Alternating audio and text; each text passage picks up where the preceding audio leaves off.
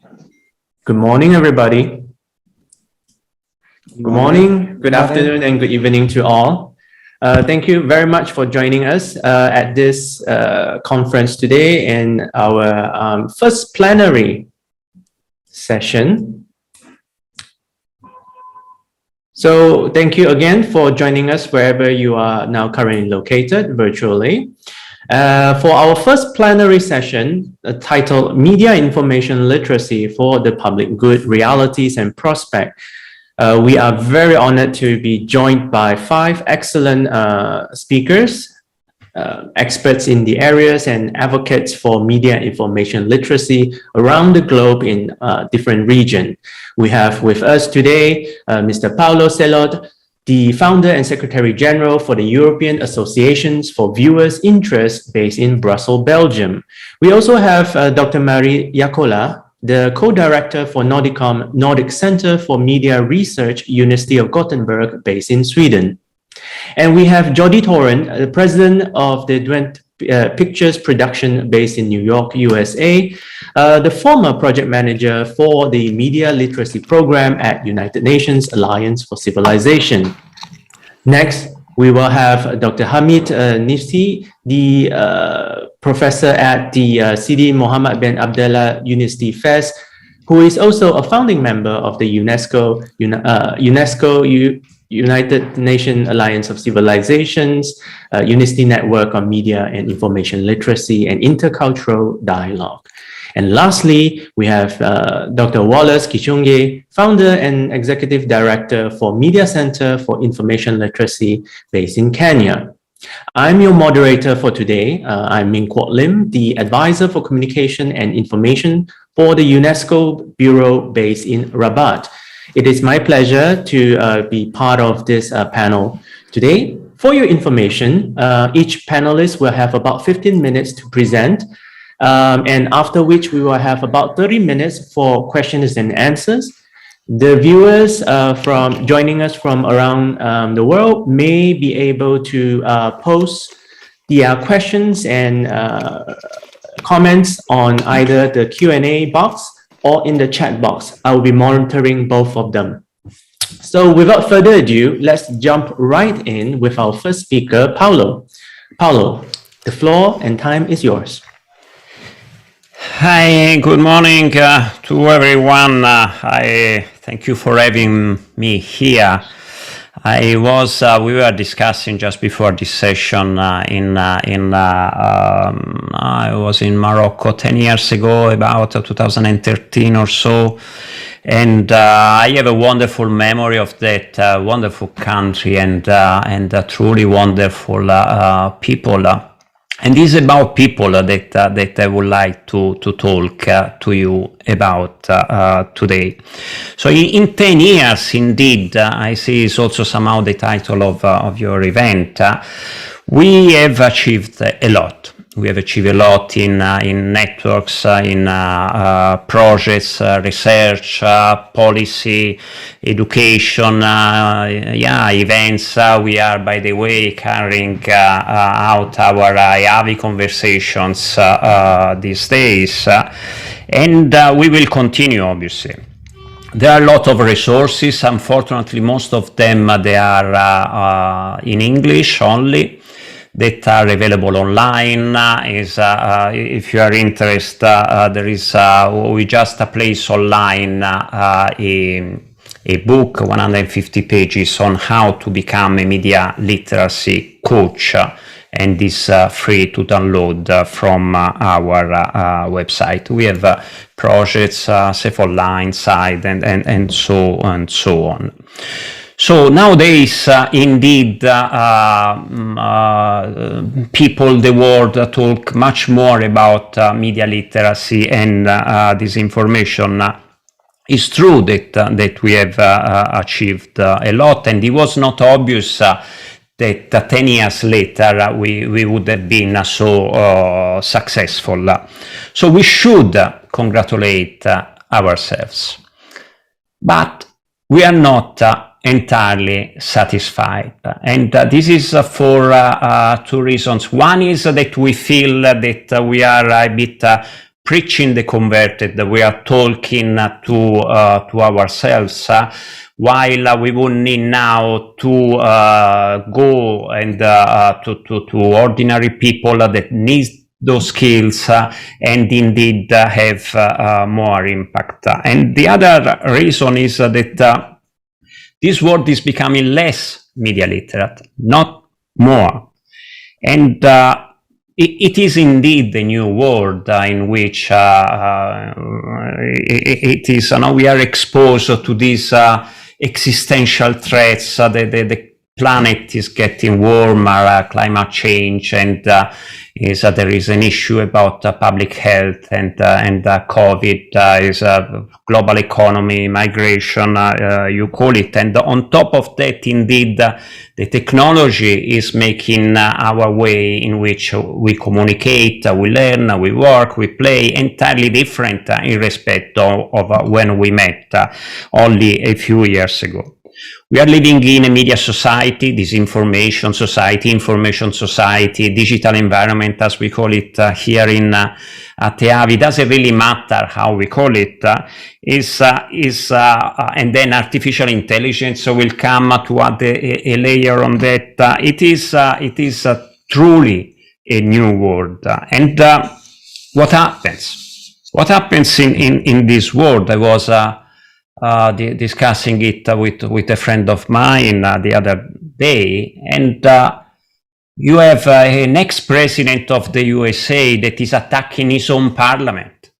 Is this assault to the Congress, spreading lies, factual lies, disinformation, encouraging hate and violence. I mean, a president, and he was not a school trip. 5 people have died in that process, and there are other people that are ruling, that we are allowing to rule this world on our behalf, that are equally worrying. Think about other areas of the world where there is the Bolsonaro in Brazil, in Italy, Berlusconi, who is, by the way, 85, he wants to be the next Italian president, and then Erdogan. You look at the Kremlin and Russia, Putin, or China, or Erdogan in Orban in Hungary, and so on. I don't know whether, or you can also think about, Boris Johnson was brought his young citizens outside of Europe against their wishes. So what do these people have in common? Is I don't know if you ever watch the speech of Charlie Chaplin in The Great Dictator. Do it again. Is very revealing. These people are narcissists. They like a lot themselves. At the same time, they are a bit sociopathic.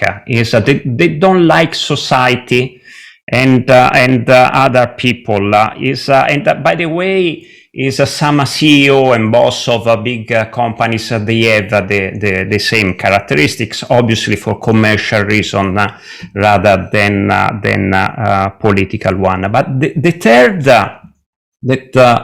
aspect that they have in common is that they think that we are like them, that we are selfish by nature, that we are greed, that we are bad, that we would kill each other if we could, that we will steal from our neighbors if possible, that we will corrupt. Is like sometimes they do. And luckily, this does not correspond to the reality. Is when, at least is in my experience, but when there is a problem, people help each other. In fact, they give their best when there is an issue, a problematic one. And I don't know if you can look at your friends or family. How many of them are good? most of them, all of them probably, is we are much better than how the TV, social media, the news in this new world are depicting reality. It is not such a terrible place, our planet, to live in. And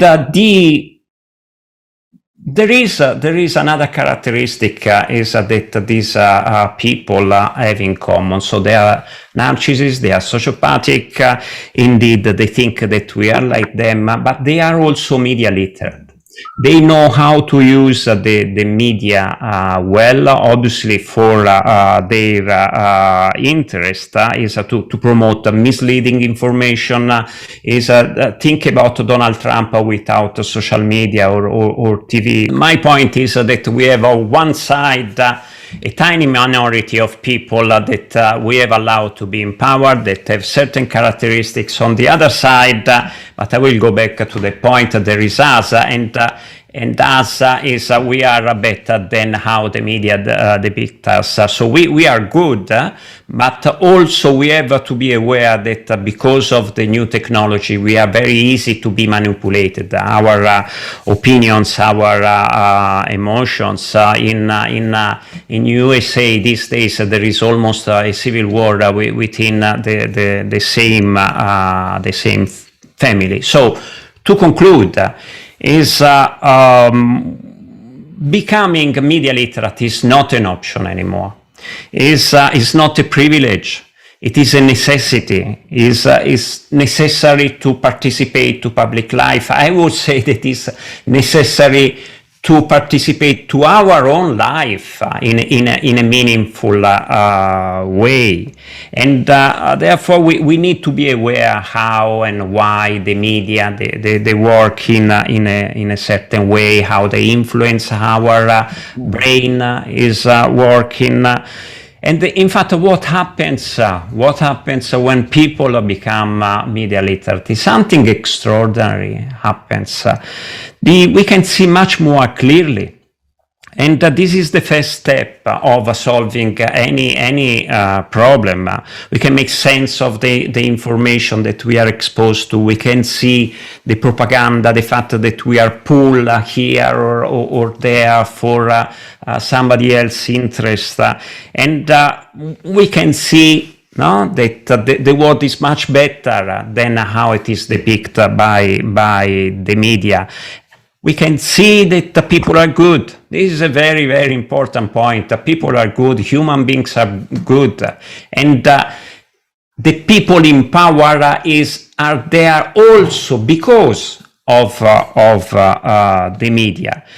Is being aware of how we are manipulated, which in a way disempower us, which is the contrary of what media literacy is supposed to do, to empower people so that they can engage. But we feel a bit powerless in these days. So to recap, we live in a new world that has opportunities and threats, obviously. Is we are somehow allowing this tiny minority of people to manage important parts of our lives. They have done it that using well the media for their interest, and therefore we need new people that learn to live in this new environment. This is media literacy. Now, this capacity of truly being able to write and read the media, rational and emotional skills. And by the way, let me tell you that the problem is not these bad guys, it's not the establishment. Is they have already their issue. Is we simply need to be aware of how the media works, why it works that way, and to take care of this environment, this world, the same way that is happening to the natural world. It is polluted somewhere. We need to take care of that and to take care somehow of ourselves. So we need new people and more media literacy. Thank you. Thank you very much, Paolo. Very interesting points you raised, and especially on the need to reach more new people to be able to be more media literate, and the fact that it's a necessity, not an option, nor a luxury at this point in time. We will come back to you with some more questions and comments at the end of the session. But now, first, let us move on to Dr. Marie Jacola from the Gothenburg University. So the floor and time is yours, Mary.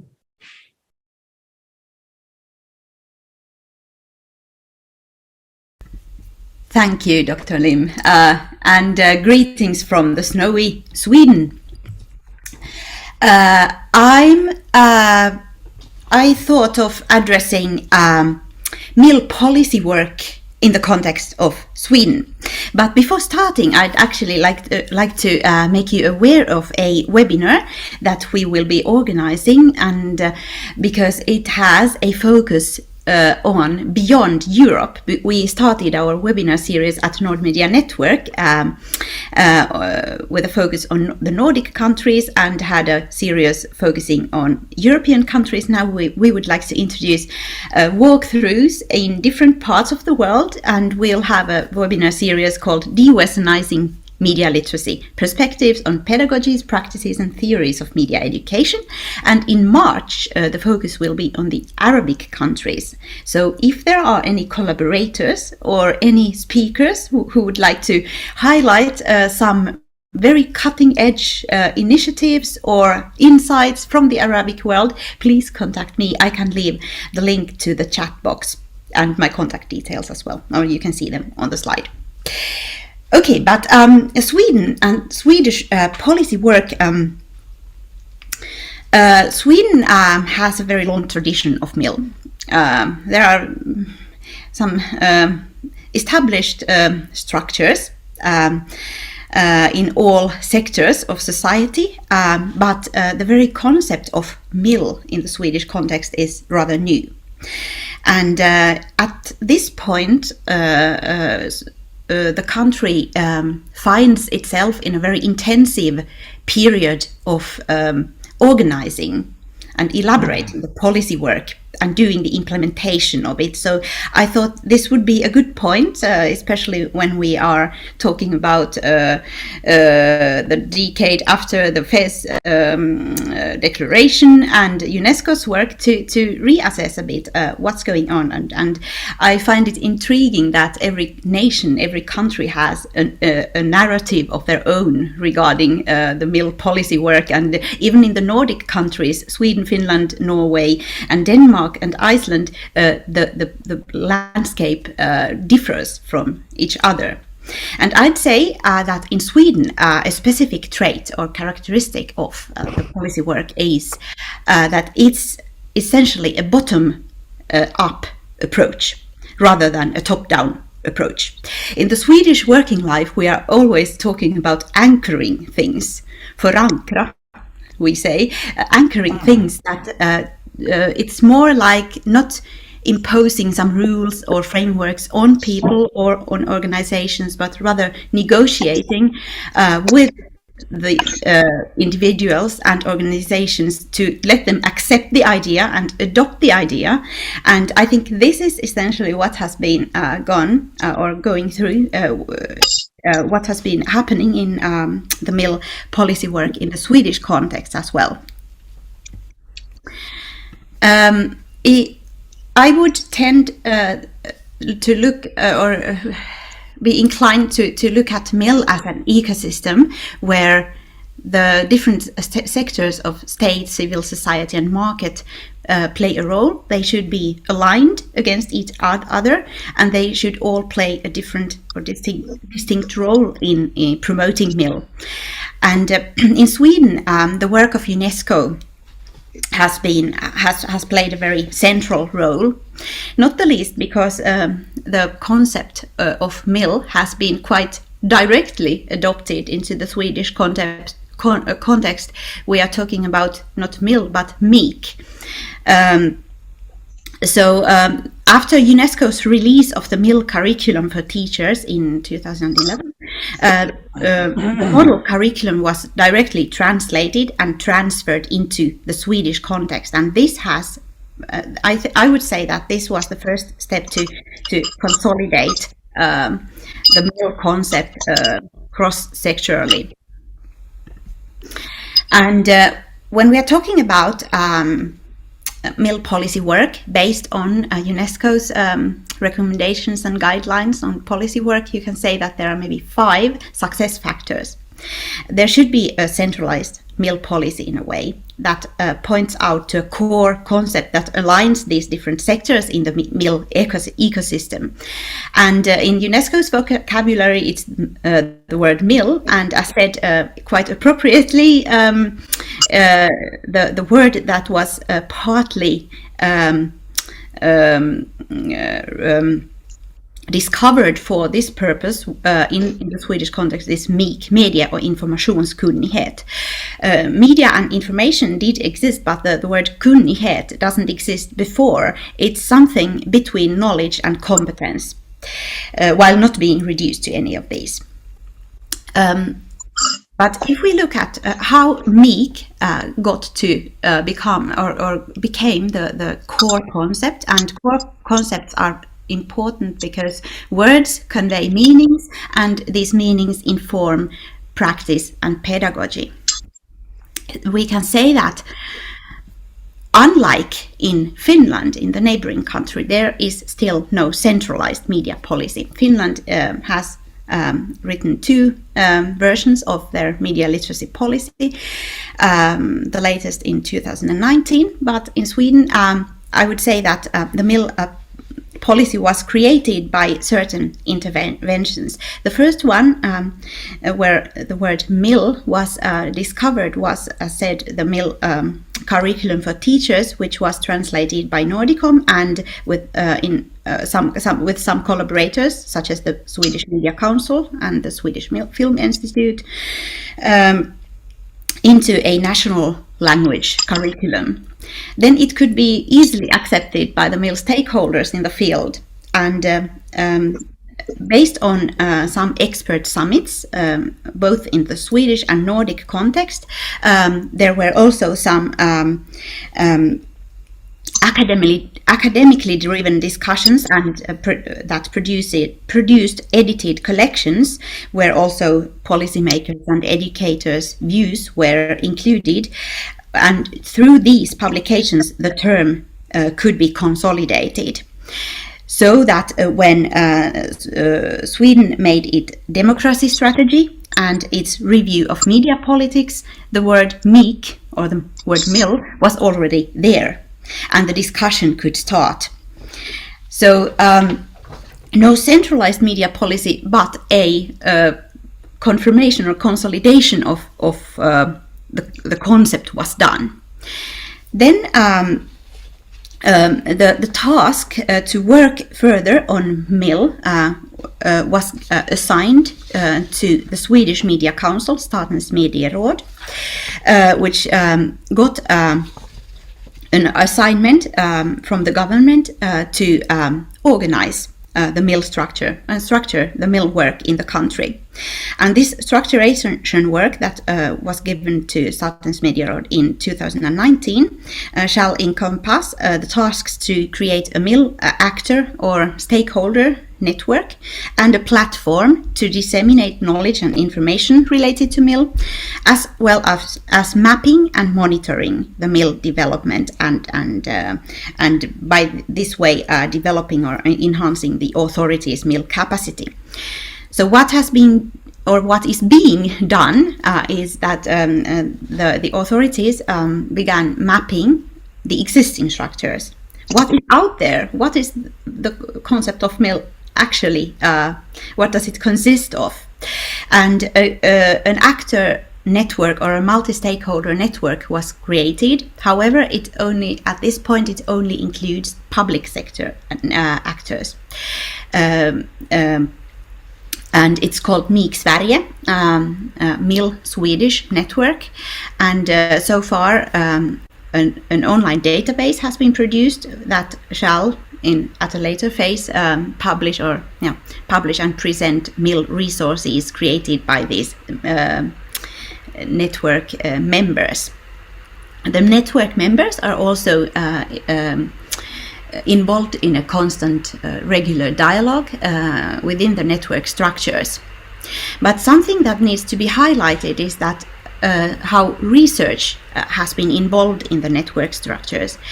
Research is a very special field. It should always behold its autonomy and integrity and not be involved in only in the policy work. So the solution was to establish a separate research network run by Nordicom and not by the Swedish Media Council. But this network then enables mill researchers to identify themselves as mill researchers, because it's also a problem that many researchers working with mill don't really identify themselves as mill researchers, and then discussing academic questions while still tightly collaborating with the policy network. So this was the Swedish context, and in my paper I have done a small empirical work by looking at the initiatives by the mill network, the Mill Sweden network actors initiatives, looking at there were about 60 of them, empirically, and asking how has been the concept of mill adapted by them. Usually when actors come together, they don't have a common map to talk about media literacy. They may say that, well, we are involved in film pedagogy or in film literacy or in advertising literacy, but my idea was that we should maybe dissect the concept of mill initiative in a way, and take a look at it as communication by using the good old Laswell's model of communication, who says what in which channel to whom with what effect, and then you can see that there is always a mediator in a mill initiative. That may be a project or an initiative or a resource or an effort, mill effort, let's say that way.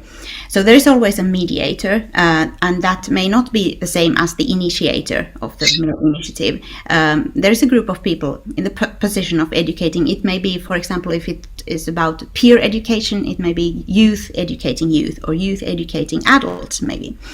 There's also always a target group, the intended or imagined group of people representing a certain age or gender, geographical limitation, and so on.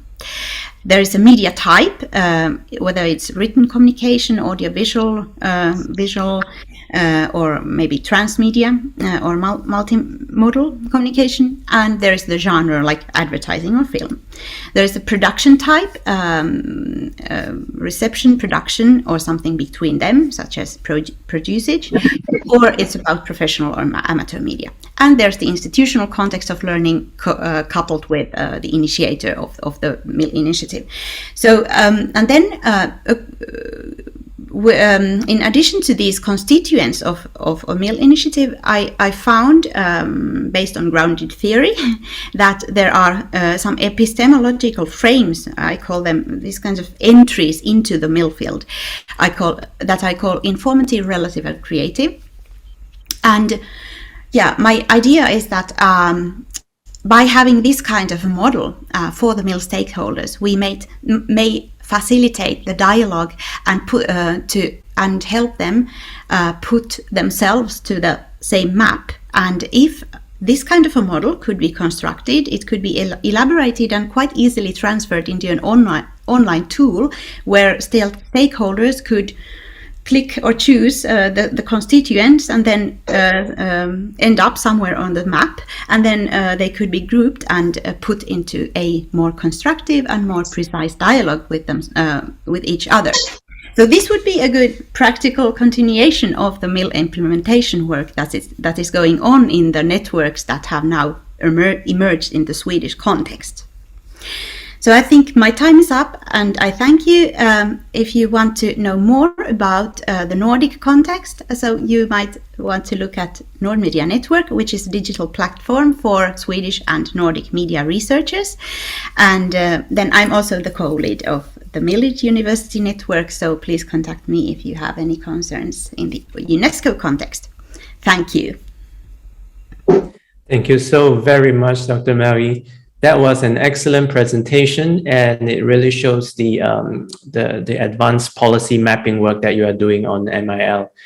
I'm sure our colleagues who are interested in policy work will have a lot of questions. And of course, to participate in your upcoming conference, I'm sure there will be a lot of researchers who are interested as well from this region.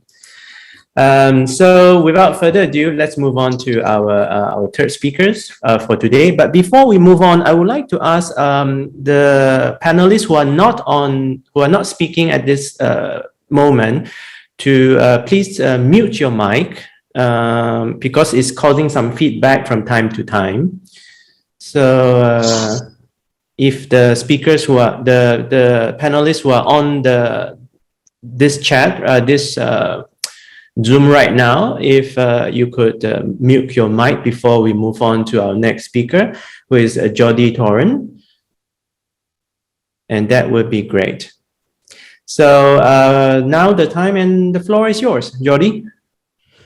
Well, first of all, thank you to all the organizers, all the people who are behind this, and it's really a pleasure and an honor to participate. And obviously to Dricia and Abdelhamid, my 11 years ago, 10 years ago, we were in Fez launching this network that we had actually worked for several years prior to that with Vladimir Gay at UNESCO, and then we continued working with Alton Griesel, also at UNESCO, and it's so this is the result, and it's also an opportunity to say hello to Marit. During my 12 years at the United Nations, we worked very closely with Nordicom.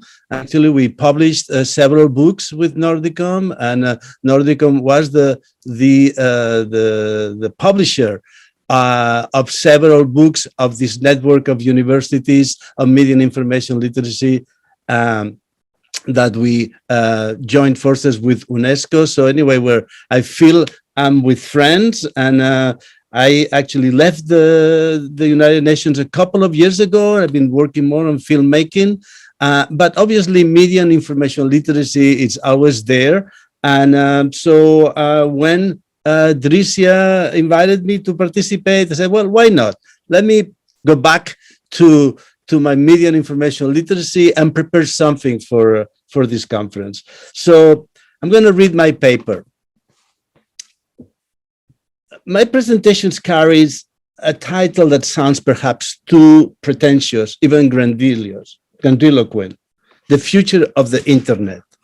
And although I am humbled by the title, this is indeed the topic I would like to meditate about and share the results, schematic as they may be, with you, hoping that somehow they will add to your media and information literacy pedagogical practices. While researching for this speech, I realized that to ponder about the future of the internet is in many ways to think about the future of humanity. Let me try to put some order to the plethora of information, data, and ideas I have collected for this presentation. Perhaps I should start with what is the internet now? As we speak, about 40% of the world's population is still not directly connected to the internet.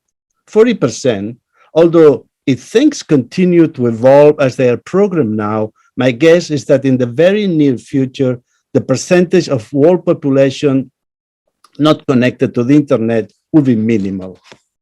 The other more or less 60% of the world population who's currently connected to the internet, the grand majority through mobile devices, is about 4.6 billion individuals. These ones, us, spend an average of 5 hours a day on the web. 7 hours a day on the web. The internet is intertwined to our current way of life. It is not simply a means of communication, but actually a mode of living our lives, work, entertainment, socializing on Earth.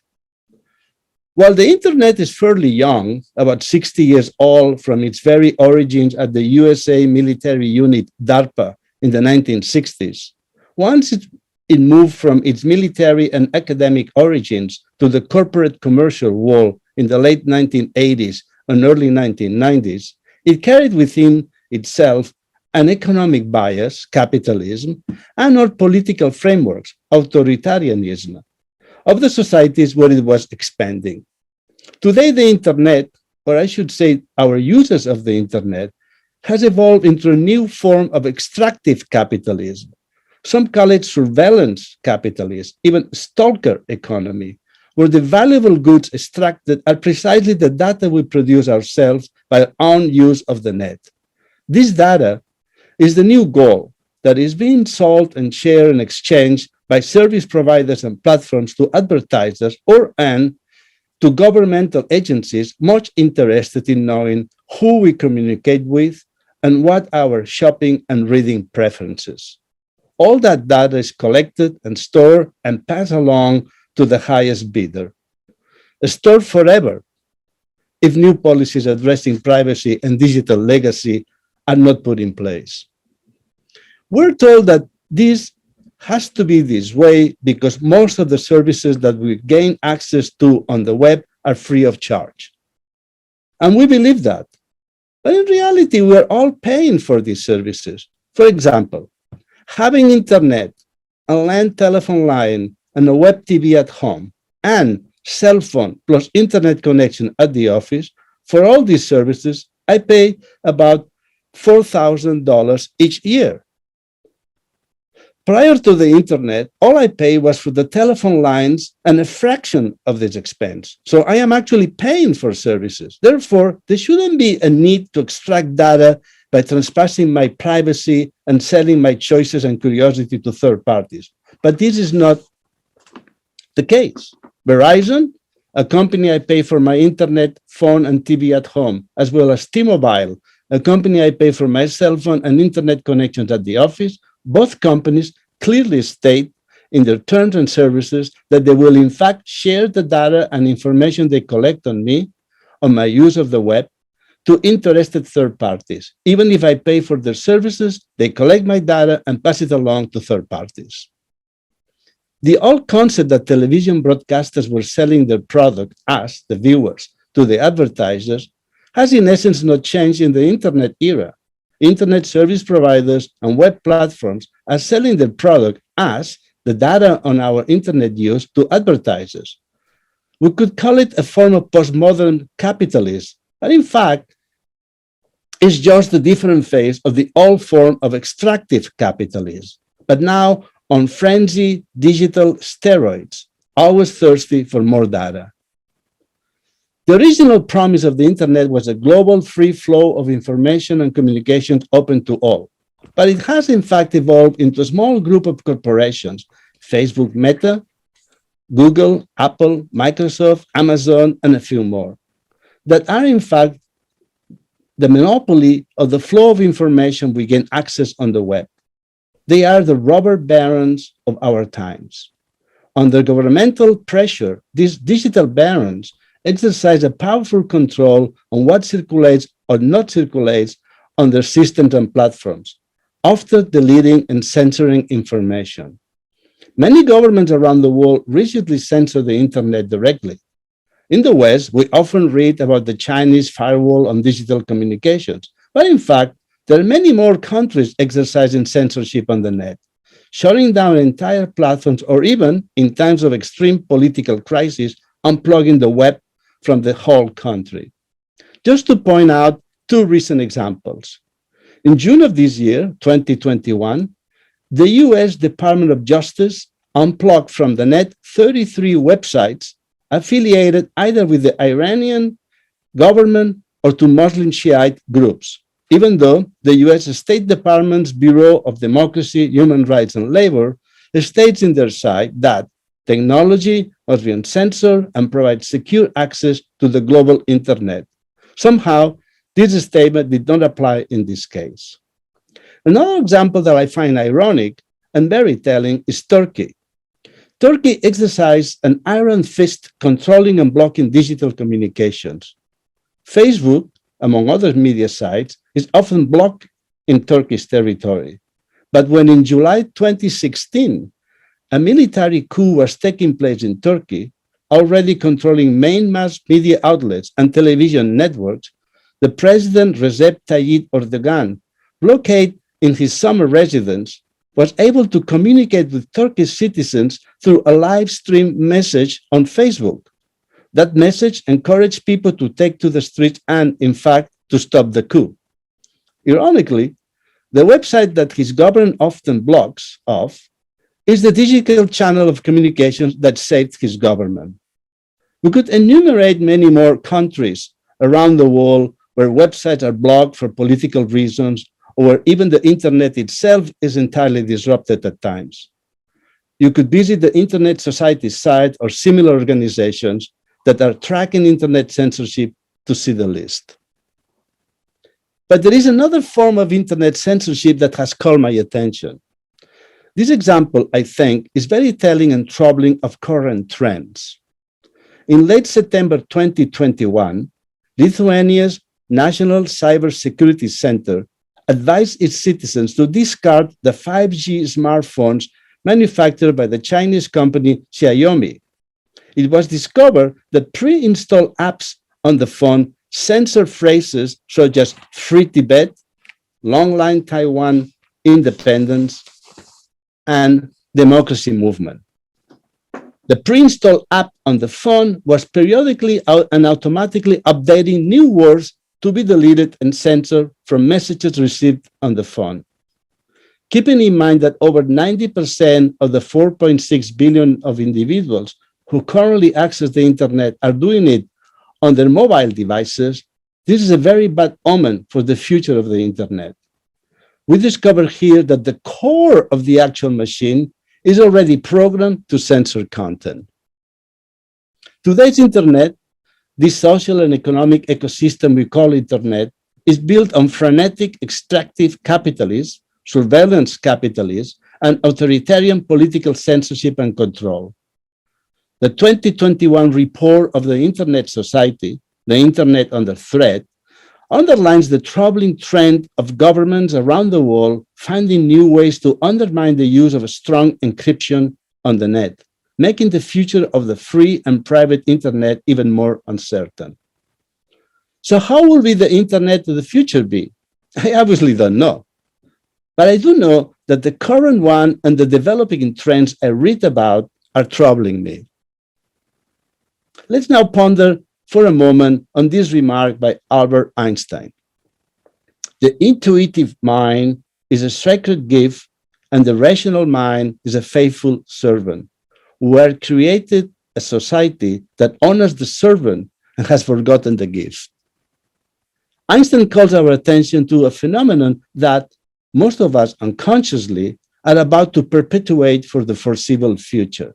We're about to lock humanity into a current hegemonic ecosystem.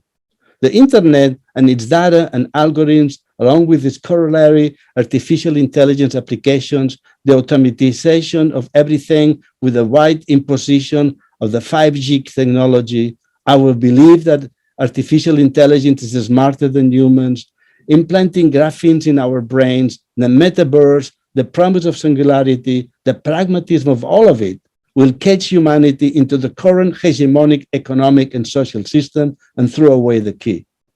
Paraphrasing the Italian philosopher Antonio Gramsci, we will say that cultural hegemony is most strongly manifested when those ruled by the dominant group come to believe that the economic and social conditions of their society are natural and inevitable, rather than created by people with a vested interest in particular social, economic, and political orders. Yes, the internet is providing us with truly magnificent access to information, allowing extraordinary achievements, unthinkable just a few years ago, like this conference. Yes, nanotechnology and bioengineering and artificial intelligence and etc. are allowing moving fingers on the hands of a physical paralyzed individuals by putting a prepared electronic helmet over their heads that stimulate the neurons in the brain, and many more wonderful achievements such as this one. Yes, all this is extraordinary, but, and this is a very important but, this progress, these achievements are further leaving behind our sacred gift, our intuition, and encircling ourselves in our rational mind. We are in real danger of losing our intuition for the good if we do not properly respond to the trends in motion. The Internet of Things will further perpetuate our current tastes and choices. When we're running out of apples in our refrigerator, the system will not ask for a different type of apple, unless the big agricultural conglomerate behind the distribution of apples wants to. It will simply order more of the same apples. No room for curiosity. The electronic self-driving cars will not be curious to explore a small town we unexpectedly cross upon during the drive. The car will drive following the fastest and most direct route to the destination. The upcoming blend of human and machine that is being announced for the near future, where it will be no longer possible to distinguish between a human and a machine, where even ethical decisions will be left to algorithms, as it has been recently experienced with the project Delphi. Delphi is an IA machine programmed with the common sense known bank, a bank of 1.7 million examples of people's ethical judgments. All this is concerning. What alarms me is that all these machines are being programmed with our current values, our understanding of the world. They are not nurtured with, let's say, values from peaceful Amazonian native tribes. They are being programmed with the hegemonic culture of our times. We're about to lock ourselves in a cage of rationality and pragmatism pushed by surveillance capitalism, a system per mass governmental control of social behaviors. The metaverse, the tridimensional internet now being announced, will only exacerbate things. It will, in fact, further restrict our choices, but we will feel it as more natural. As Facebook Mark Zuckerberg said when he introduced metaverse and the new mode of experiencing the internet, we're getting closer and closer to a world described by the film The Matrix. What can we do to avoid locking ourselves in the cage that the current hegemonic socio-economic elites are building for us? As Mark Rothenberg from the Electronic Privacy Information Center recently said, the protection of privacy in the information age will be like the protection of the environment in the industrial age. It is so much part of the nature of economic production today that we will not be able to solve it, but we will have to manage it. We will have to manage these issues by pushing our governments to establish policies and regulations that will secure a world where humans are able to set their own agendas, question authority, and develop critical capacities that allow them to distinguish between what feels good and what is true. As philosopher Hannah Arendt pointed out, the goal of totalitarianism is total domination, eliminating spontaneity and hence destroying man as a moral agent and as an individual. To confront this trend towards a soft totalitarianism that we are now experiencing under the umbrella of surveillance capitalism and its digital barons, we need to put in place an internet regulatory system that will not allow, for example, selling toys for children equipped with cameras connected to the internet. Yes, these toys perhaps allows parents and guardians to better monitor from the distance what their children are doing, but it also fits the surveillance capitalist soldiers with the children's data to better target them for commercial exploitation. The UK has just passed such a law, the Age Appropriate Design Code. which outlaws these and similar toys already in the market. The age-appropriate design code also curtails the amount of data recorded and stored from children and who and for what purposes the data is recorded. We need more of this type of legislation. At the 2014 Beyond Tolerant Conference, digital entrepreneur and technology expert Maciej Zeglowski suggested 8 points to ameliorate the current and relentless surveillance and the intolerable trespasses to our privacy we're subjected to on the internet.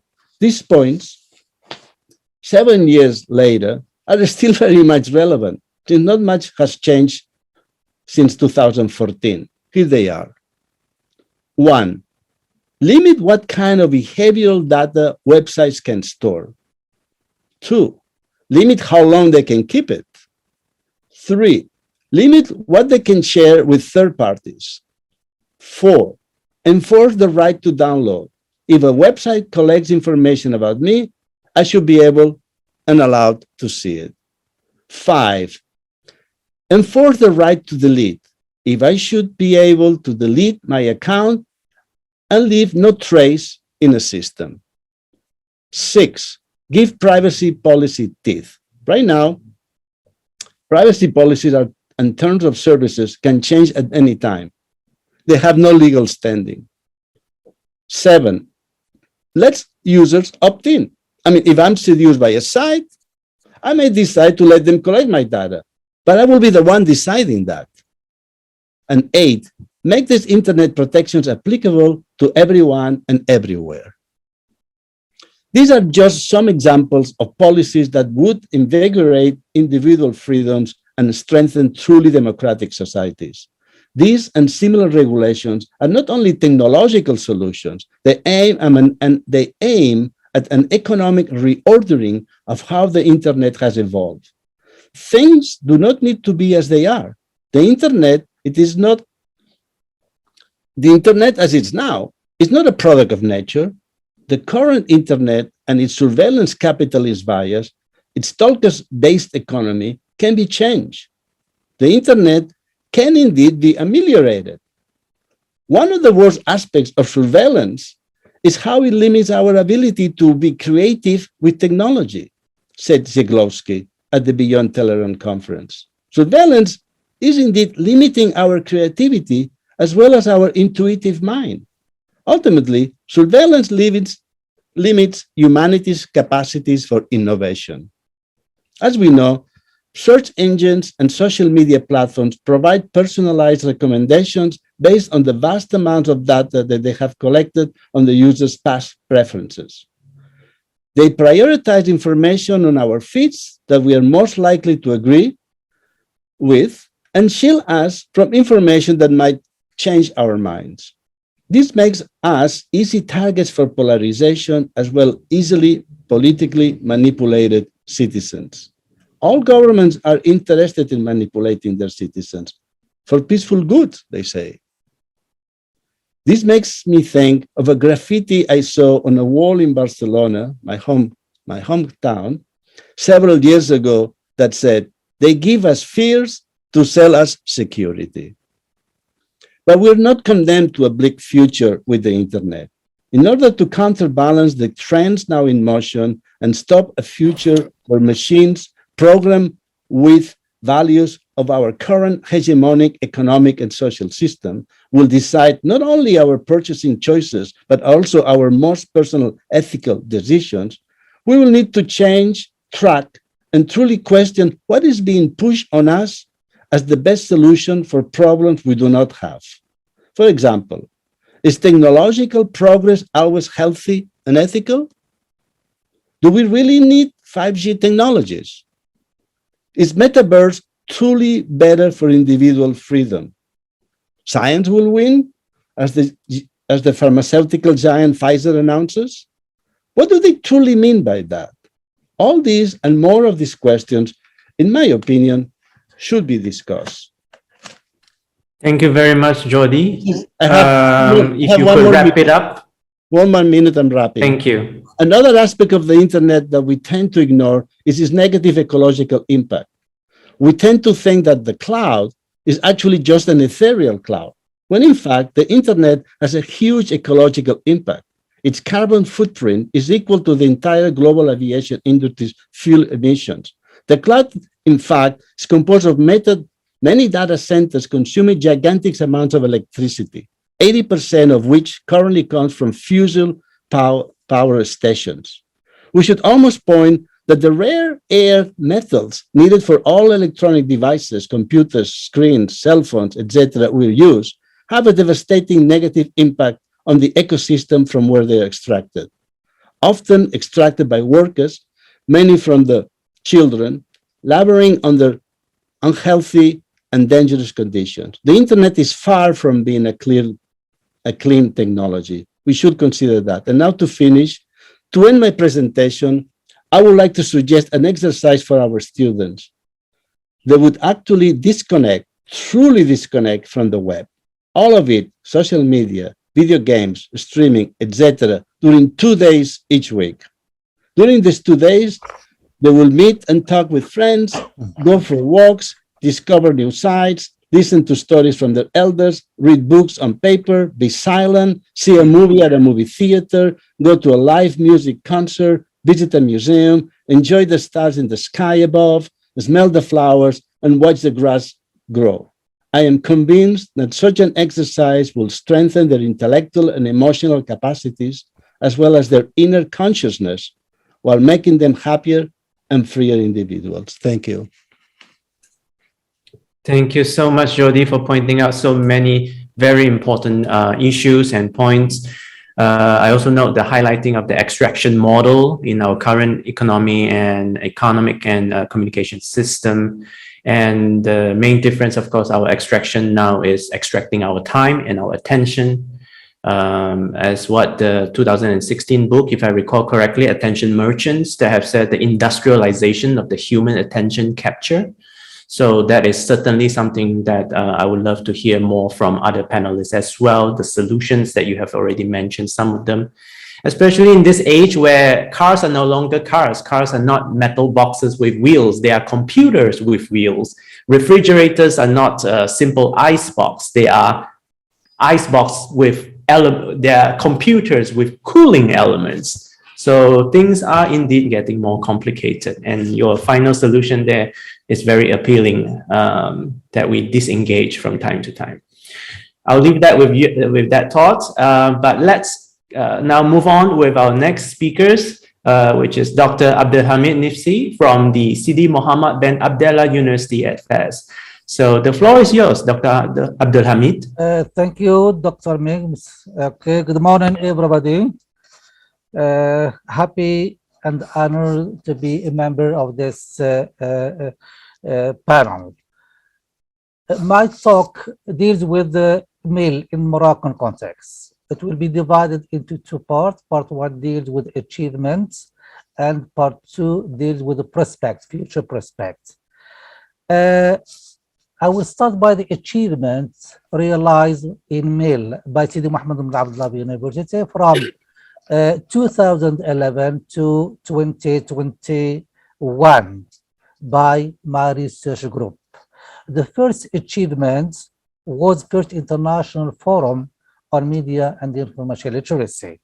This event was organized by my research group and with the collaboration of the United Nations, UNESCO, and ISISCO, and the Arab Bureau for Education, and Moulay Ismail University.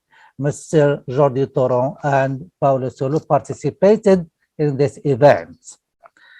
The objective was to introduce MIL in Moroccan University and to raise awareness and understanding about the importance of MIL in the information and the communication age as a prerequisite to human and economic developments, and to focus discussion on media and information literacy from cross-cultural perspectives. The outcome or the major outcomes of this forum was the Fez Declaration on Media and Information Literacy. Second achievement was the launch of UNESCO United Nations University Network on MIL, an intercultural dialogue of which Sidi Muhammad bin Abdullah and Mulay Ismail University are members. The third event or achievement was the launch of the first edition of the UNESCO MIL curriculum for teachers.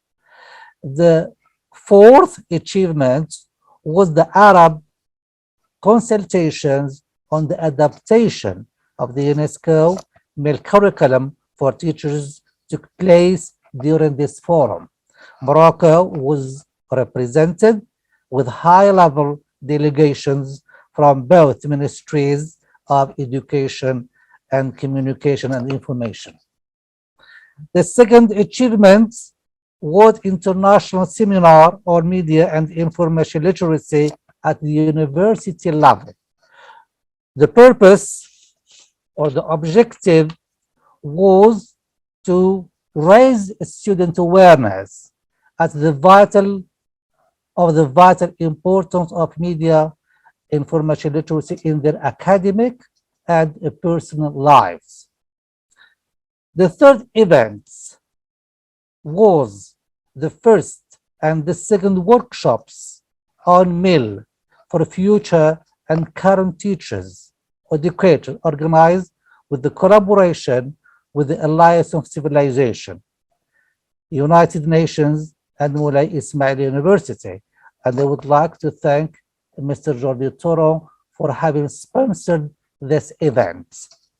The objective was to train teachers in order to be able to teach media and information literacy for primary and secondary school students. The fifth achievement was a study day on information literacy in the digital age. This study gathers teachers and researchers, activists, information specialists to raise importance of a people's awareness of the importance of information literacy in the digital age. Another activity was a study day on cultural literacy. It was organized in February 2014 in the framework of the student exchange program of the MILID network. And the objective was to foster media and information literacy for development of local cultures as a platform for intercultural dialogue, mutual knowledge, and understanding. The last event was organized, it was an international conference on information literacy education as a 21st century survival skill in academia, organized in 2019. The list is long, so I will stop here and I move to the second part about future events. What remains to be done is to incorporate MIL curricula in the Moroccan educational system and across the world. It is more important now than ever before to teach MIL because many of the problems we are facing today are due to the fact that individuals or citizens or our students are not media and information literate. Our children are the leaders of tomorrow, and if they are grown up media and information literate, they can guarantee for us a world free from conflicts and misunderstanding. That is why it's become urgent to teach them media and information skills to become more efficient at filtering what they can see and hear. The first most urgent components to introduce in a classroom is the components of cultural literacy, especially in a teaching environment where there are many students belonging to different cultures. Cultural literacy enables teachers to disseminate in a classroom a culture of a peace and dialogue between students coming from different origins and encourages students to accept the other, including his customs, religions, and traditions. And hence, ethnocentrism will disappear. So the most important and the most urgent components is to teach in a classroom is the culture of diversity, which is against violence and hate speech. Number two is critical thinking. The most or the second most urgent components is to teach our students critical thinking skills. In our age, which is characterized by the fact that children are grown up engaged with passive activities like television, video games, and the internet, teaching critical thinking is one of the most important aspects to be introduced in teaching environments. Teaching or critical thinking is a technique for evaluating information and ideas, for deciding what to accept and to believe. So critical thinking skills surely enables students to, one, evaluate media and information sources. Teachers need to discuss fake news, disinformation, bias, hate speech, and by showing students that media can manipulate an audience, and it can be manipulated by different factors, then this helps students evaluate what they are viewing, reading, and hearing. Number two, critical thinking skill enable the student to compare and contrast media and information sources, to use multiple sources, and to be able where to find digital resources and databases. Students know where to find reliable and media information sources, to evaluate websites and digital sources for trustworthy content. The third and the last element to be introduced in a teaching environment was or is visual literacy. Since images are so integral in learning and have impacts on our children, the importance of developing media or visual literacy is urgent. Why? Because reading and interpreting images rightly requires visual literacy skills. Visual media has an impact on consumers. It affects our attention, motivation, and even our emotions. Students need to understand just how powerful images can be in the media and information sources. Thank you for your attention. Thank you so much, Dr. Abdelhamid. Shukran Bazaf. Thank you so much for sharing the various MIL achievements that had taken place in Morocco. Indeed, the new MIL curriculum has a dedicated section on countering hate speech, how to recognize and respond to hate speech and content design for violent extremism. So I would encourage everybody to refer to that section as well. Thank you again for your time. So, distinguished participants, I would like to invite now our fifth speaker for the day, Wallace Gichunge, the founder and executive director for the Center for Media Information Literacy based in Kenya. And I would like to take this moment also to remind everyone that if you have questions and comments, please feel free to put them in the chat box. We will come back to them after our fifth panelist have delivered his presentation. So without further ado, Wallace, the time is yours. Thank you so much. I need to confirm that I can be heard. Yes. Thank you so much. Because of my low internet, let me just do my slides from my end and then retain the video.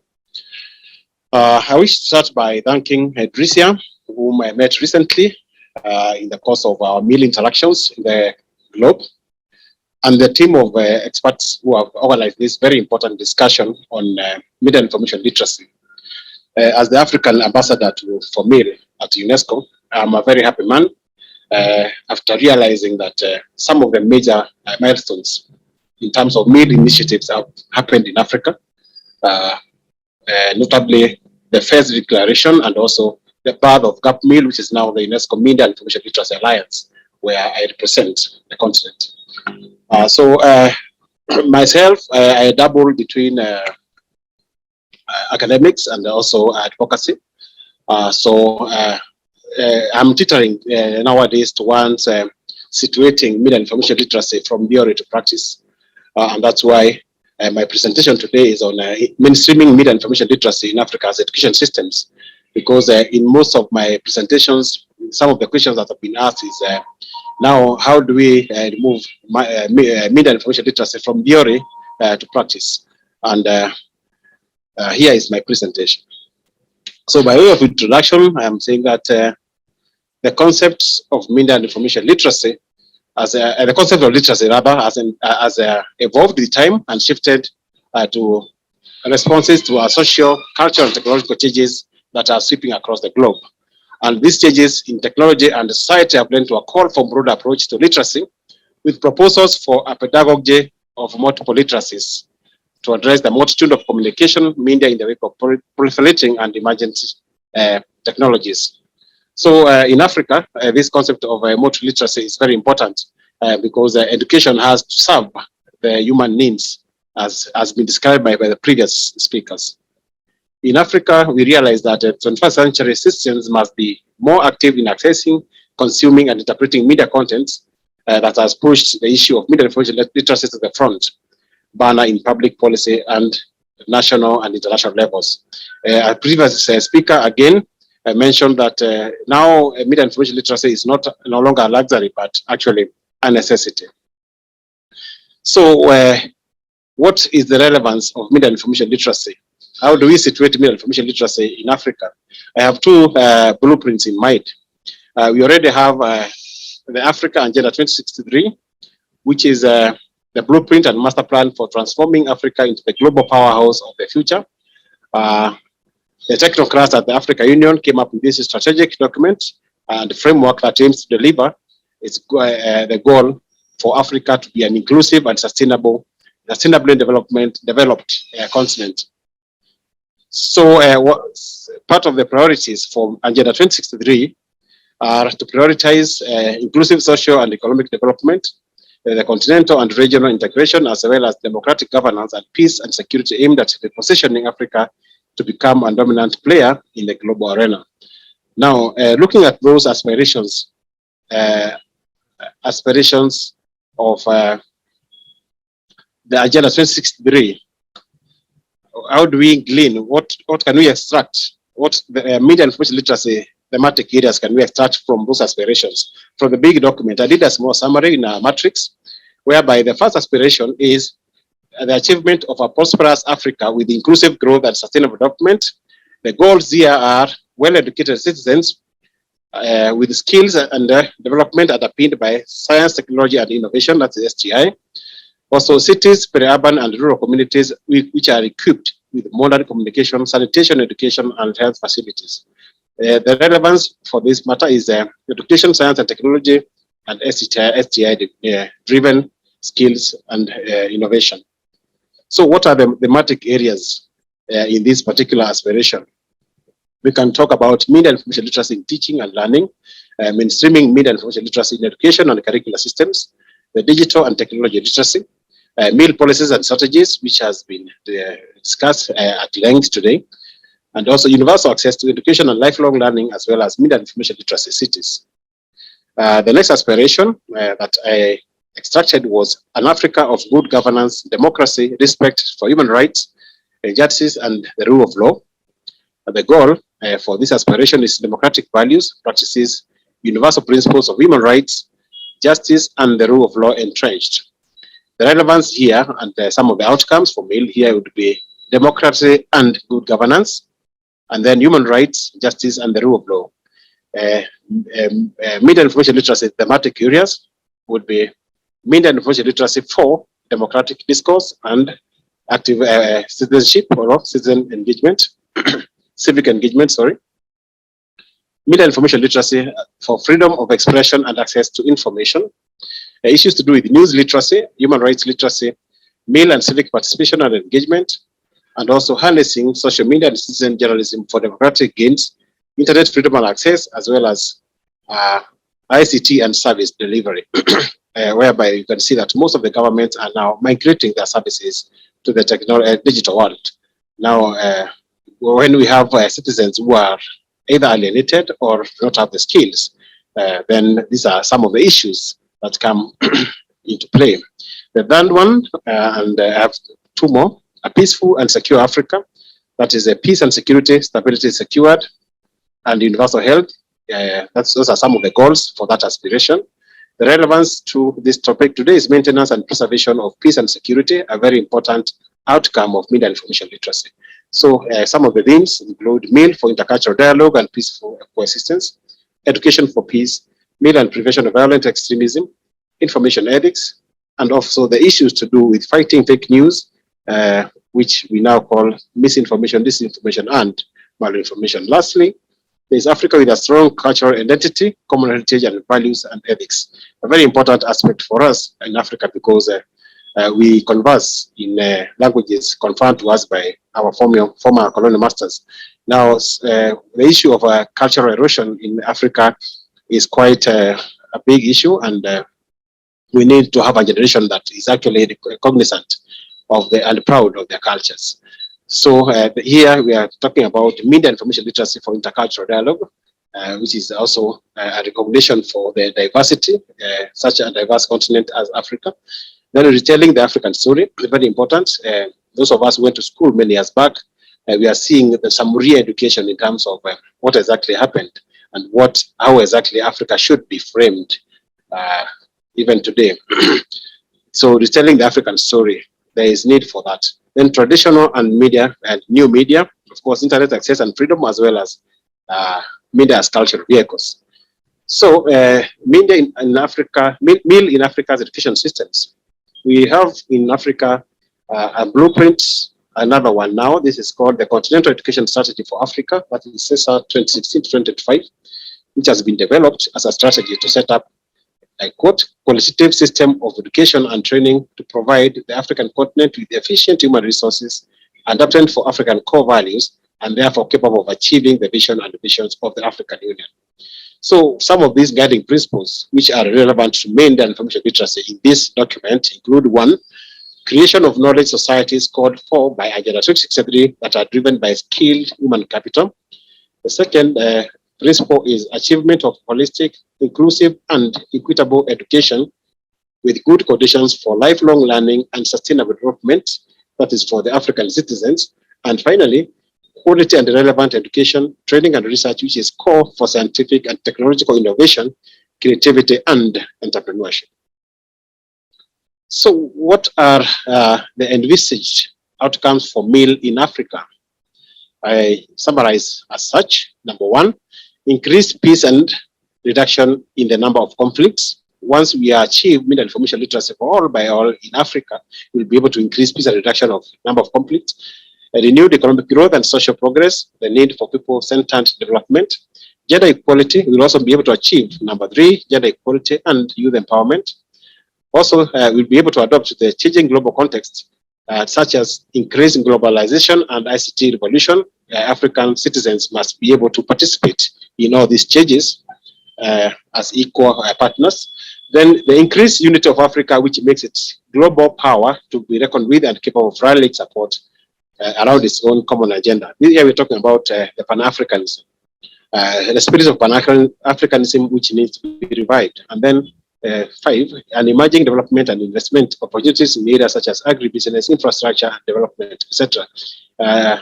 The digital world actually is part of the leading aspect of the current economy, the knowledge economy for that matter. So we should be able to participate as African citizens. And then lastly, and which is relevant to the current situations, we should be have a healthy and well-educated citizenry. Conclusion. So what needs to be done? I summarized 5 points again. 1, increase access to basic education, that is literacy and numeracy, which is a precondition for implementation of media and information literacy. This is because Africa still has some parts which have low levels of basic literacy, which is a precondition for media information. So we need to increase that. The second one is we need to mainstream media information literacy in education systems, especially in the curricula. Those countries which are taking up, who are doing their curriculum reforms, they need to incorporate aspects of media information literacy and mainstream it in all subjects. And enhance access to information, knowledge, and quality of citizen engagement and participation. This is a government-oriented kind of task. So access to information is very important because citizens will not be able to use information which they cannot access. So this can be done through legislations and also policies. And then number 4, improve citizen socioeconomic status. This would be able to enable them afford the resources necessary for entering the knowledge economy. Without economic empowerment, many citizens can be alienated. And then number 5, concretize partnerships between male actors and region for more impact. Some of these discussions that took place, such as the one we are doing today, and the stewardship of Drisia, some others we have heard in Eastern Africa, Southern Africa, Western Africa. These are very important discussions, and they always bear fruit, especially when media information literacy actors in their various capacities talk about media information literacy, and they are able to map what needs to be done. Then finally, provide meal resources or interventions in local languages to avoid differentializing some of the citizens on basis of language. Of course, in Africa, like I mentioned, we speak in the tongue of our former colonial masters, but not everyone is able to do that. So if we package some of this information in these languages, we may be alienating some other citizens, and they may not be able to participate in policy discourse. Thank you so much, ladies and gentlemen. That's the end of my presentation. Thank you very much, Wallace, for your intervention, and lots of points that I have also noted down. And you made a list of the linkages between the competencies and MIL. I would like to add one more, which is the linkage between MIL and artificial intelligence. UNESCO has come up with a new publication on that. If you're interested, I can put it up in the chat. So always evolving. And there was one point that you mentioned towards the end, which is the mainstreaming of MIL in education system. So I'll come back to you in a little while if you have any examples that you could share with us that we can all learn from. That would be wonderful. But first of all, let me thank you for your presentation, and also to thank all our 4 other panelists for your presentation. And now we have come to the part where we have some question and answers. We have received a couple of questions in the chat box, and I'm still waiting for more questions to come in. But first of all, let's see if all the panelists could turn on their camera again. I would like to start just by asking a quick question, and this one perhaps is open to all. But I take the jumping off point from Paulo's intervention and about the fact that we should expand and reach out to new people concerning media information literacy. And I was particularly taken by your statement, which was very encouraging, that most people are good people and the world is not such a terrible place. And so I would like to pose this question. Is that one of the ways that you are suggesting is that we invest more on telling positive stories, or another word for it, a counter narrative approach? And relatedly, how do we reach out to more people outside of the traditional journalism and communication areas? So it's open to all, but perhaps I'll start with Paulo for some of his reaction. Thank you. I think we should be not really on the defensive side. The reality, being realistic, means to acknowledge that people are good. Is not an utopia. This is true in each of us everyday life, and the only thing is that the media they focus on a negative narrative, and this is because ordinary people, all of us, we are, and our brain focus more on something that is extraordinary somehow, but we should indeed invest, recognize and invest in human beings. And this is an investment that is, we can do it from the education point of view, and many other, all the initiatives that you have mentioned, and globally. I appreciate the presentation of Wallace about what is happening in Africa. Indeed, and Jordi described well, which is the environment that we are living in. We are living in that environment. We have to recognize that we are good, and therefore not to allow a minority of people to rule on our behalf. So let's go to another layer. We can do a lot. We are doing a lot. We are dim to be successful somehow. We have to shorten the period because that will happen. We don't want that to happen in 20 years' time. We have to improve the conditions of people, and all of us. I mean, the media literacy community is a wonderful community. Let's rebuild these contacts, as Jordi was saying, the fabrics of human connections. Indeed, there is so much more hope to build a better world, and indeed avoid the conflicts. I wouldn't do it as the good against the bad ones. This is unimportant. We have to trust in ourselves, and I was saying to take care of each other. Thank you so much, Paulo. And it's an open question. Before we jump into the question from the audience, just some thoughts, anyone, on how do we have engaged more people? And Dr. Abdelhamid had mentioned the work on countering hate speech as well. And so perhaps that's another place that we can work on and to continue to strengthen. Feel free to jump in at any point. We have a very much related question from the audience as well. And this question links a little bit to all the speakers, I imagine. The question is, can the promotion of media information literacy in our education institutions alone counteract and at least mitigate the devastating repercussion of the capitalist globalization system? Which I think the straightforward answer is no. I think that's quite clear because it's a complex problem. But how exactly can we leverage what we do at the educational institutions? And perhaps to also already link it with one of the ongoing questions and points that have been raised, which is, to mainstream what we are doing and to move out of the confines of communication studies and journalism studies. Right. So anybody can jump in with some suggestions. Well, I mean, for my end, I believe that school is really the place. I mean,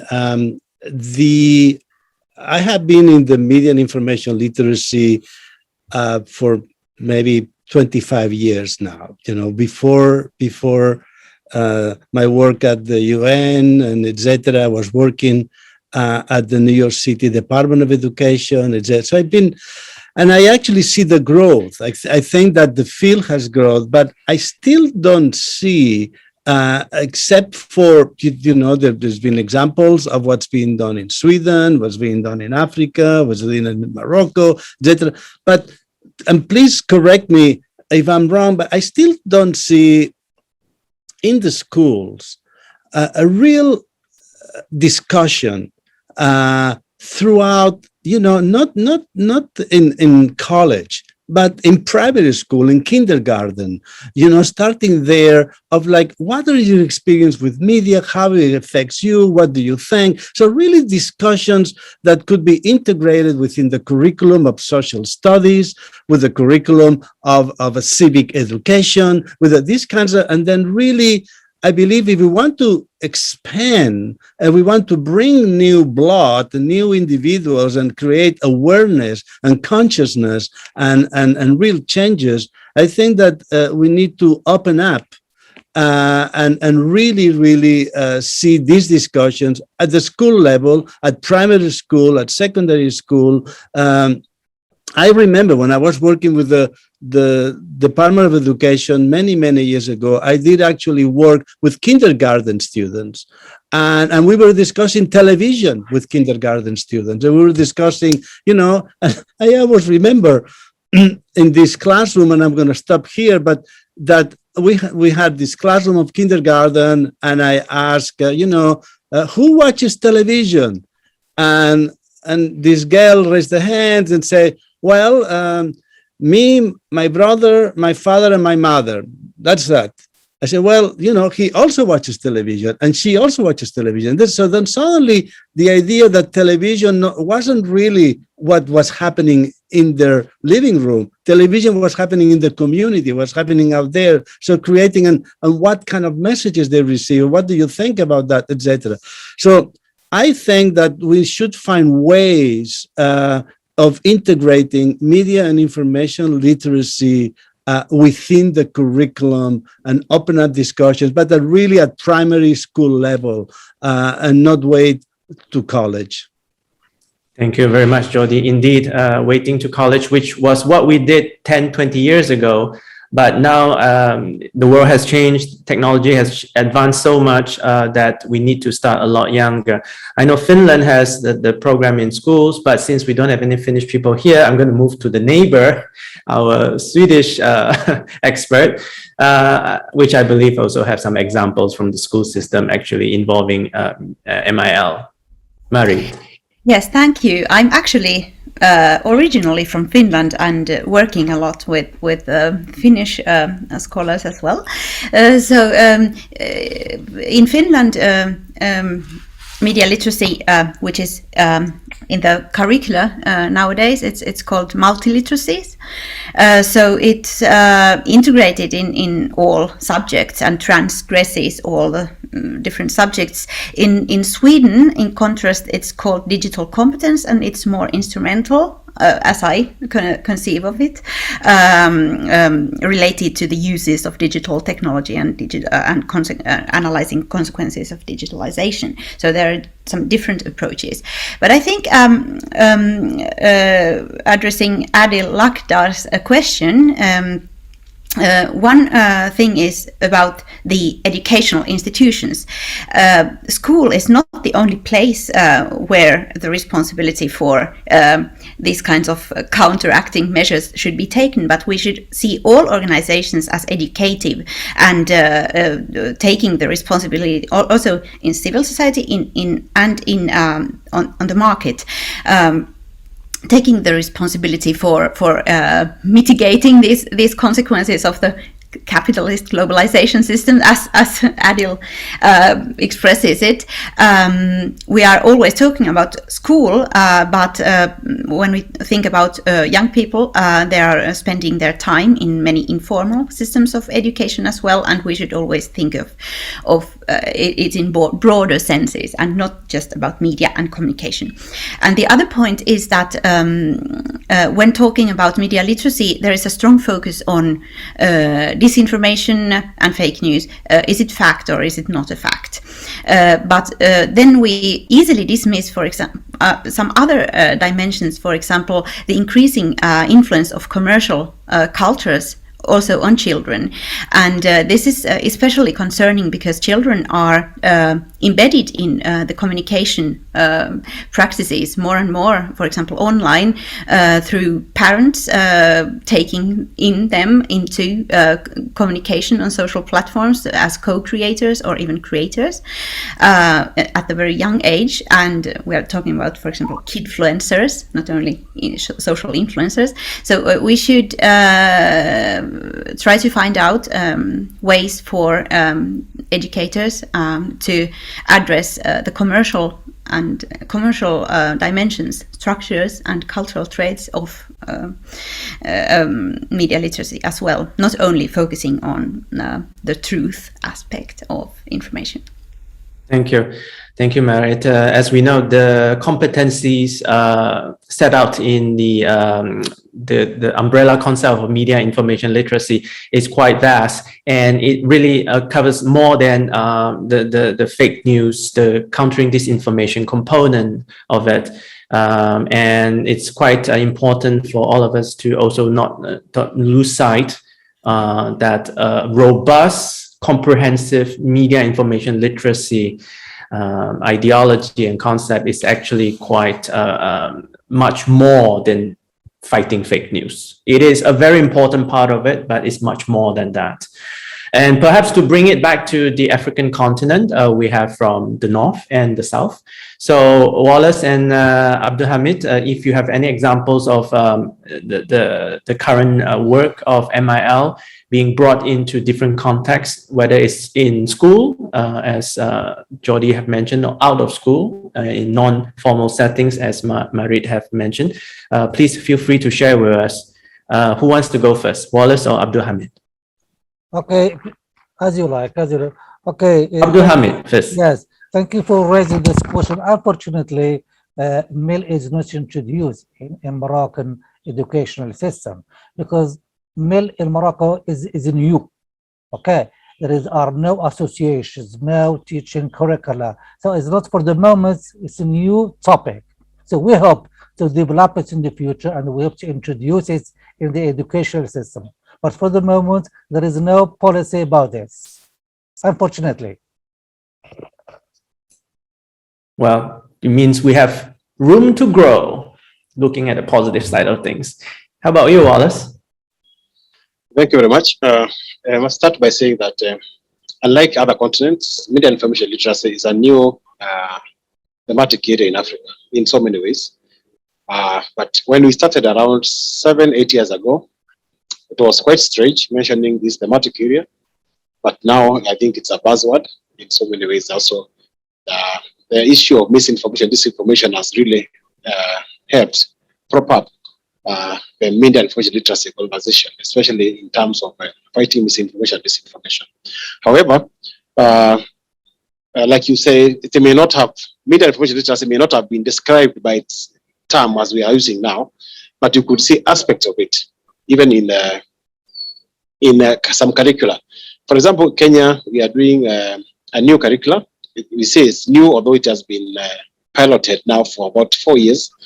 And when the current political dispensation, which took over power in 2013, when they came, much of the discourse around empowering the citizens digitally was around giving the school children the infrastructure, that is the computers and laptops and all that. So there was little talk about the content, but the technology in terms of infrastructure. That has continued for some time, but within the curriculum, you'll find that they talk about digital literacy. So to me, every time I have a chance of speaking to policymakers, I tell them digital literacy is just one aspect, one slice of the cake called media information literacy. So it needs to be more holistic so that the students, when they go through the system, they have more aspect of media information literacy, just not the digital literacy, which has been emphasized. Maybe just one more point. In 2019, with support from UNESCO in East Africa, we were able to develop a curriculum, a model curriculum, starting from the previous UNESCO curriculum, which has now since been reviewed, and we were able to do a male curriculum for teachers in Kenya, published by UNESCO, and we hope that when the current crop of teacher education teachers get into college, they'll be able to be subjected to that curriculum. Thank you. Thank you very much. Can I, Lima? Can I've seen a question here of someone that is asking about India, and I urge to say something about India because it's a country that has been for thousands of years the consciousness of the world. All those issues that are related to the new media literacy, that is not just the rational aspect as Marit and Jordi were highlighting, but also the observation of our emotions, is taking distance, recognizing is whether this piece of news make me upset or angry. India was still is the place to be, to develop mindfulness and awareness. And nowadays, it's true, as the question is highlighting, that has also become is a place to spread disinformation. Again, is in my list of bad guys, but don't quote me on that. Modi is certainly one that is using this information to his advantage, and I would say against his people. I very much appreciate the number of analytical presentations, and each of us is doing what he can. Most of this was a very similar conversation that we had 10 years ago. Now, we have, as you have suggested, is a process, the world is changing, we have to do more. I would say conquer the media. I would say is put up a radio station, or a newspaper, or a program on TV, or a social media. We have to have more impact. We cannot continue with this pace. Indeed, it's a necessary condition to invest in education, because that's the only long-term is a solution. Indeed, there are countries like the Scandinavian ones that are better placed because they have historically I would say, a humanistic spirit as well as having invested in education.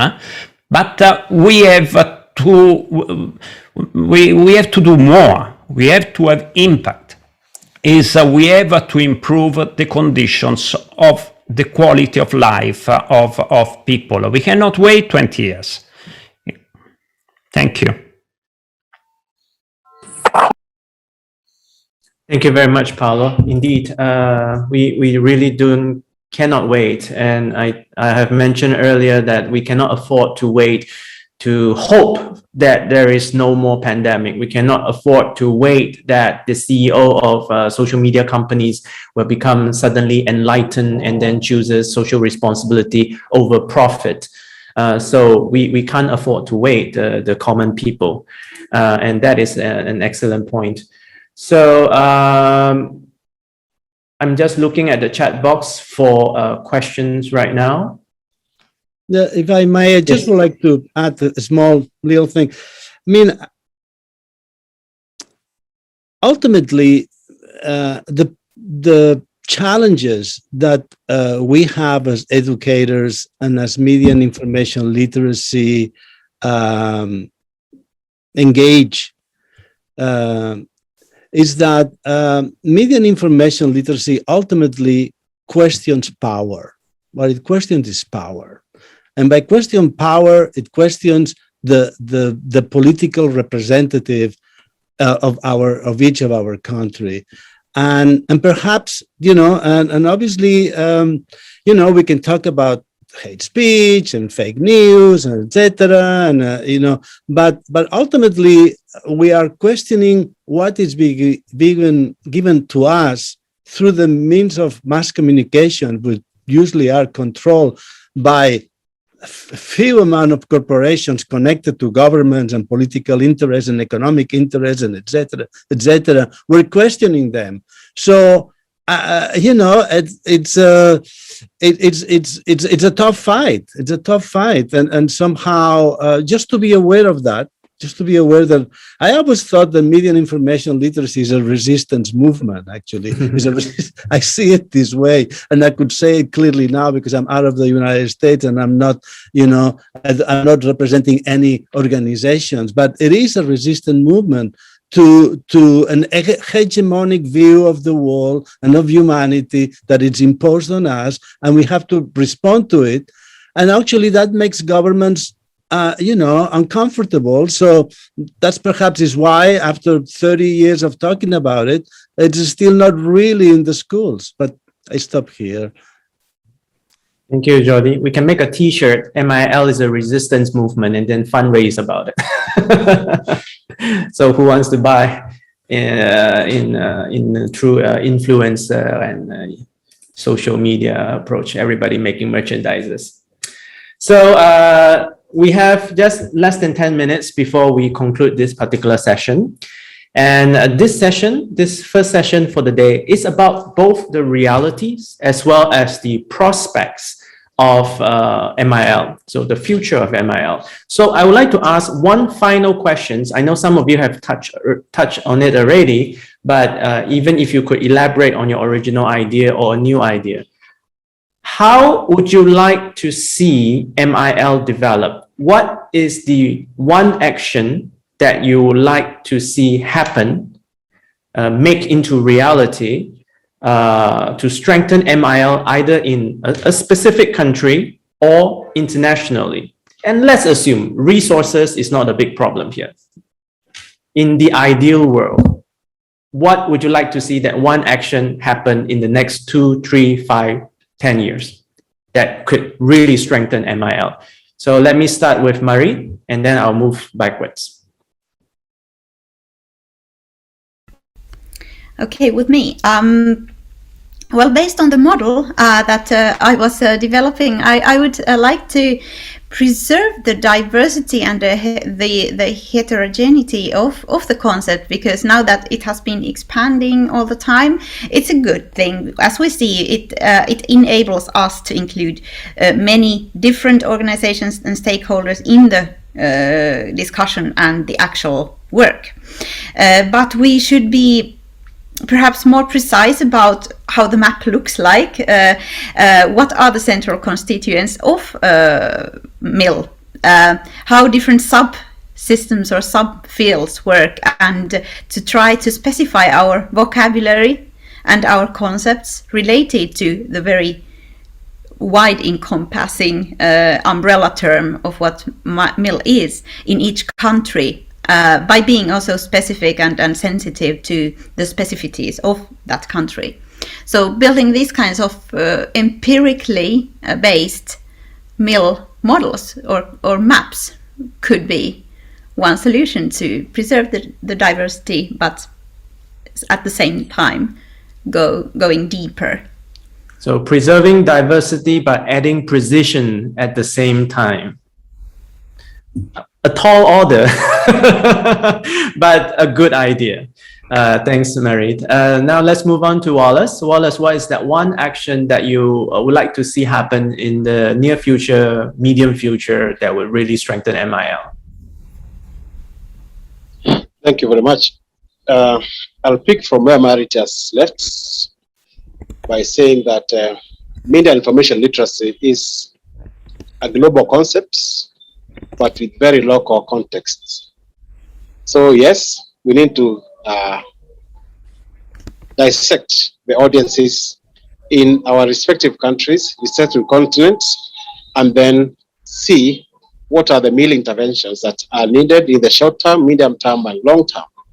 For me, I think the people we should not lose, if at all, assuming that we have lost the older generation and the youth, we should not lose the children. Children are always within the protected circles.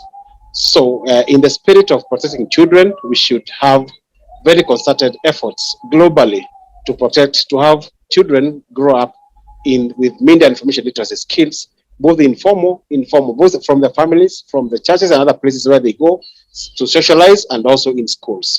Thank you so much. Thank you, Wallace. So yes, children is a very, very important constituent in this discussion. Abdulhamid, what would your one action be?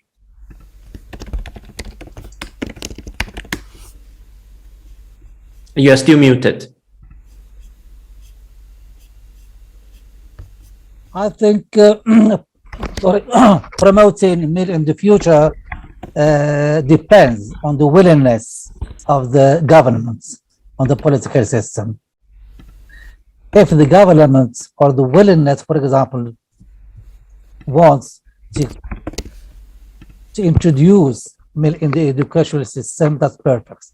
But the main, as I join my colleague Jordi Toron, I think the most challenging we are facing today is the lack of the intervention of the government into meal.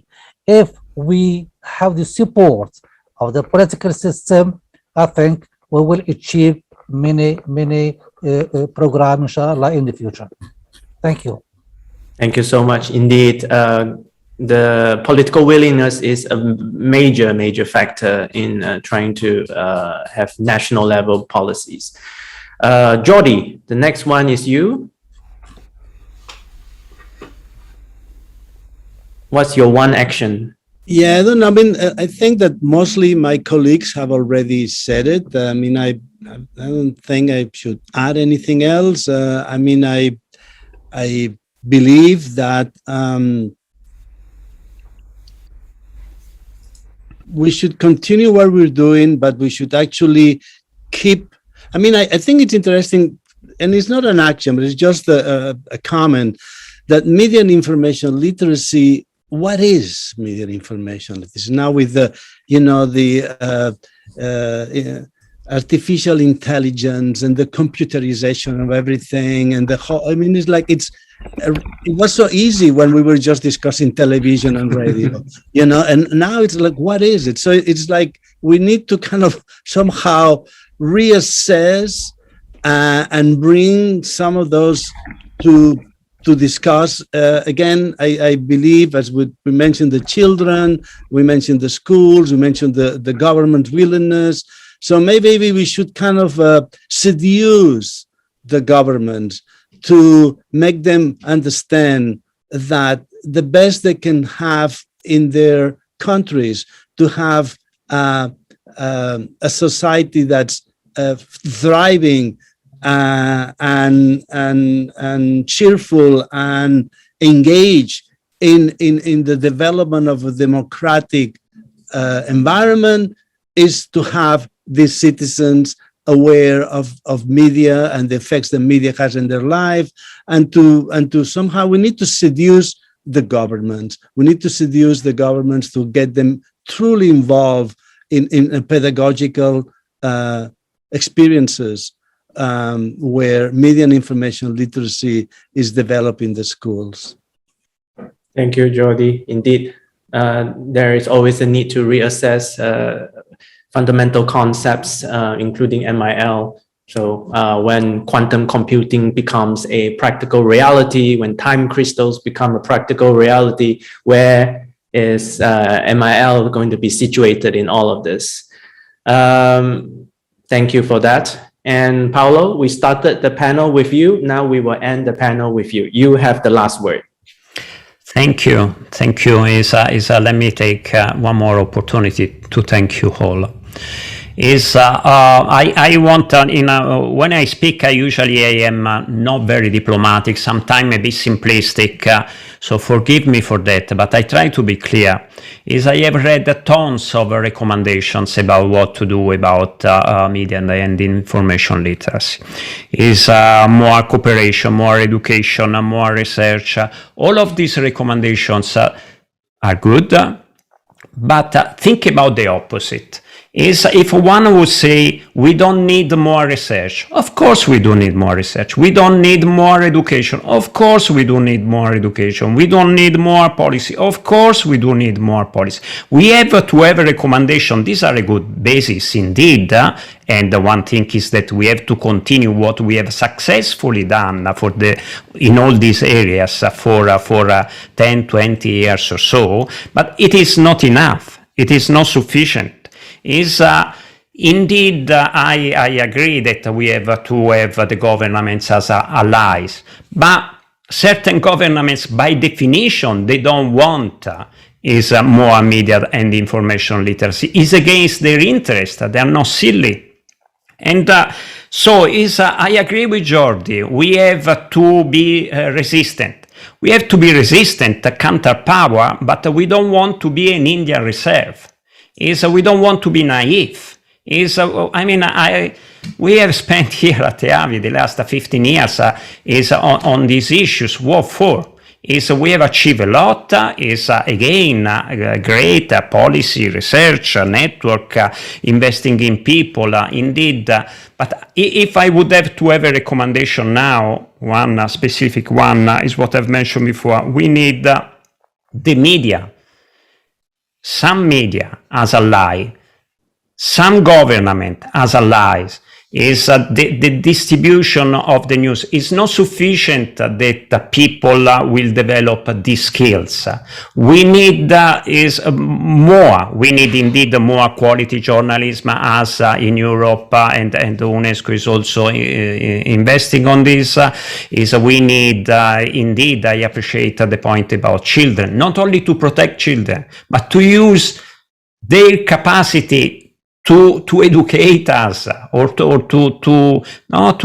have them in the loop, not just in a paternalistic way. Maybe they are the ones that are they have less need to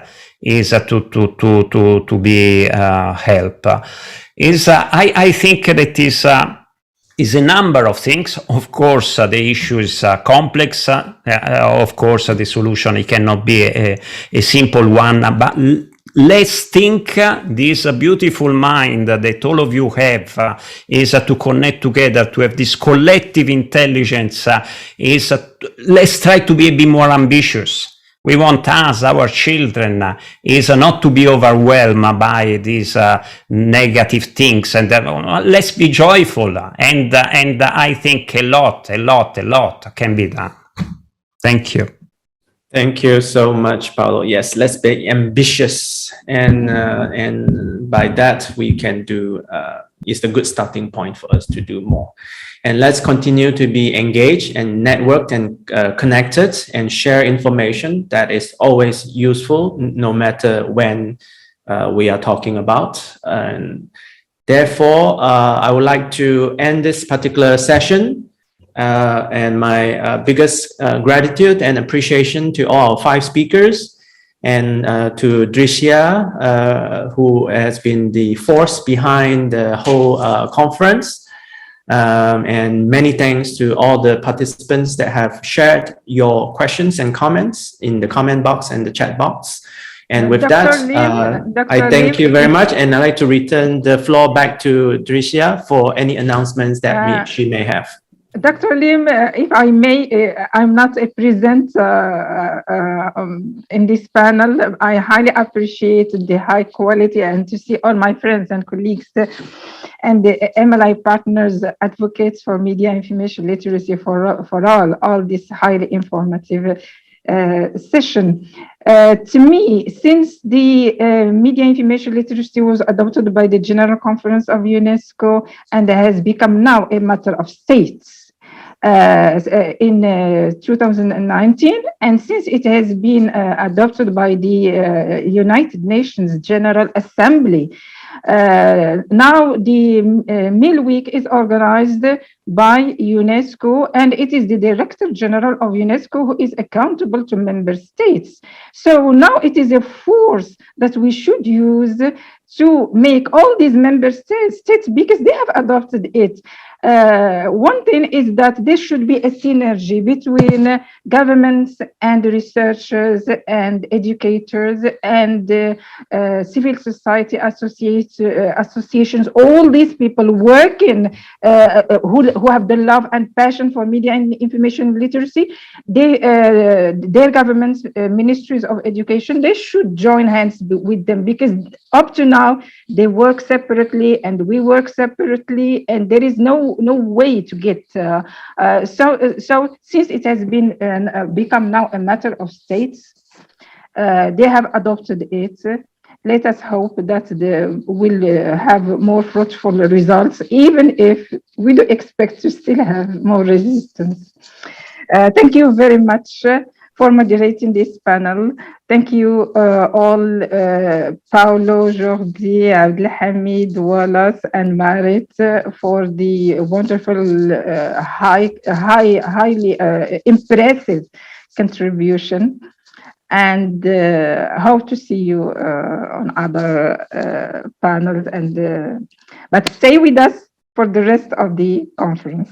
Thank you very much. The second plenary session will start at 2 o'clock in this afternoon. Thank you. Bye-bye. Thank you.